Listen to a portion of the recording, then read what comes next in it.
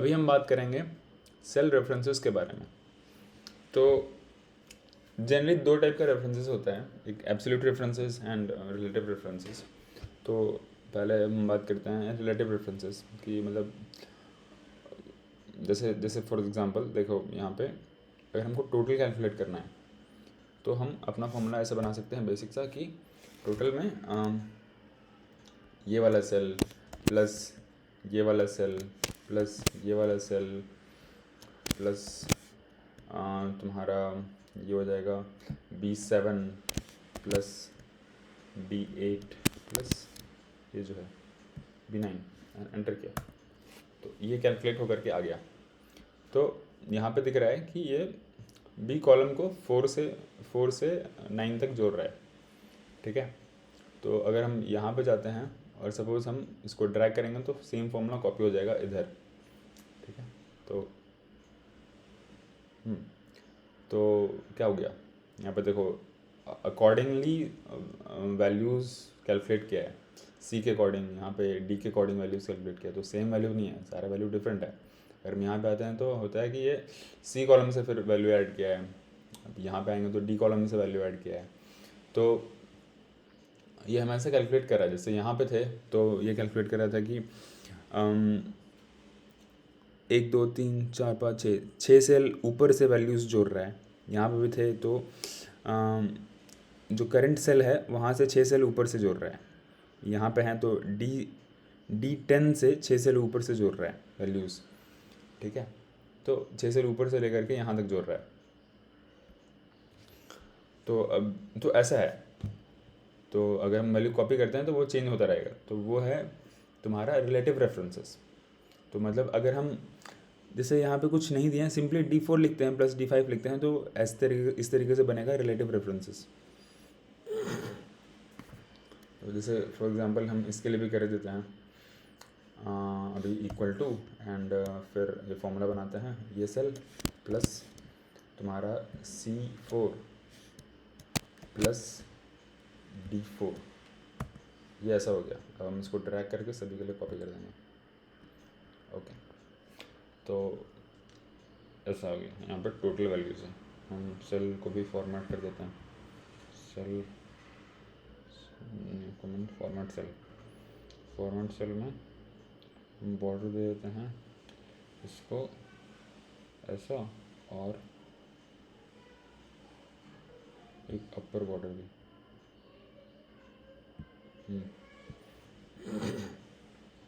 और यहाँ पे एक और कॉलम बनाते हैं परसेंटेज, ओके। तो परसेंटेज निकालते हैं फ्रॉम टोटल।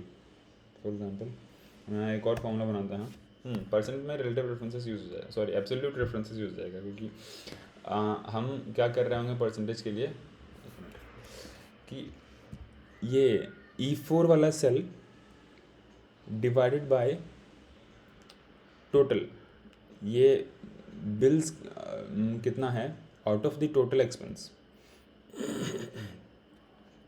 जैसे हम इस क्वार्टर का अगर परसेंटेज कैलकुलेट कर रहे हैं, इस क्वार्टर में जितना भी एक्सपेंसेस हो रहा है उसका परसेंटेज कैलकुलेट कर रहे हैं, उस क्वार्टर में कितना बिल पे किए, तो इस क्वार्टर में टोटल जो बिल पे किए उसमें से, तो individual expenses divided by total expenses into 100, तो इस तरीके से परसेंटेज निकल जाएगा।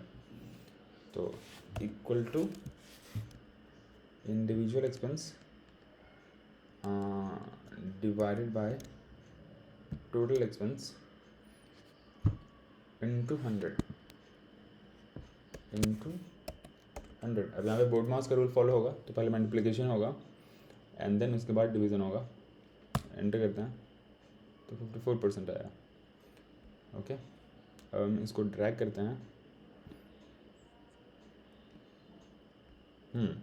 तो जब ड्रैग किए तो देखो क्या हो गया यहाँ पे, ये जो है ना ये कहाँ गया, ये E11 पे गया है, E5 को पिक किया, ये तो सही है, बट ये E10 के जगह पे E11 पे चला गया, इसको पिक किया, ये E11 वाला सेल पिक किया।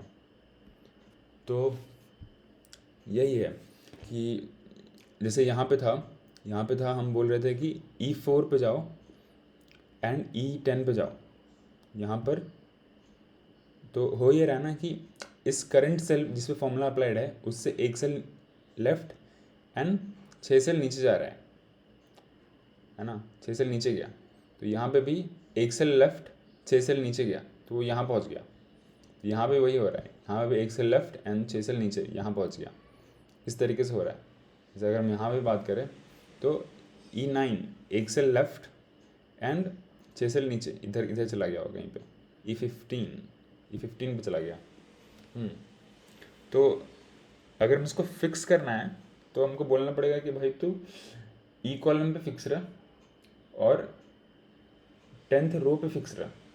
तो ये चीज़ बताते हैं हम कुछ इस तरीके से। देखो हम अगर डॉलर लगाते हैं ना तो हम जिसके पीछे डॉलर लगाएंगे वो एलिमेंट फिक्स हो जाएगा।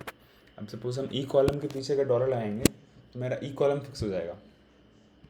एंड हमको करना है कि ई कॉलम एंड 10th रो का से एक सेल पता चलेगा, रो एंड कॉलम दोनों से एक सेल पता चलता है, तो इसको फिक्स करना है। तो ई कॉलम एंड 10th रो इसको फिक्स किया, ठीक है। तो अब फॉर्मूला मेरा ये जो सेल है उसका हम एब्सोल्यूट रेफरेंस दे रहे हैं कि डॉलर से हम दोनों को फिक्स किया, रो एंड कॉलम एंड रो दोनों को फिक्स किया। तो अभी जब ये होगा तो ये है मेरे पास absolute reference of E10 cell. अगर हम इसको अब कॉपी करते हैं, सपोज इसको हम ड्रैग करते हैं, हाँ, तो ये टोटल कैलकुलेशन है। बट हमको लगता है कि हमको डेटा को थोड़ा ना फॉर्मेट करना पड़ेगा, क्योंकि ये जो परसेंटेज का जो रिज़ल्ट आया है इसका जो ये है ना custom format, accounting currency number text number formats, number accounting date time percentage में हम 2 डेसिमल प्लेसेस तक ही शो करना चाहते हैं। ओके, डेसिमल प्लेसेस 2 तक ही शो करना चाहते हैं, ठीक है। Okay cool. तो पहले जनरल फॉर्मेट था, अभी हम इसको चेंज किए टू परसेंटेज फॉर्मेट। हम इसको तो चेंज किए ही नहीं। अरे यार, एक्चुअली हम फॉर्मूला में 100% से कैलकुलेट कर रहे थे ना, इसलिए ऐसे हुआ। इसको हम चेंज करते हैं, इस फॉर्मूले को डिवाइड बाय दिस, अभी सही रहेगा, इंटू 100 सब पे। इसी को हम कॉपी करते हैं यहाँ से, अभी सही है।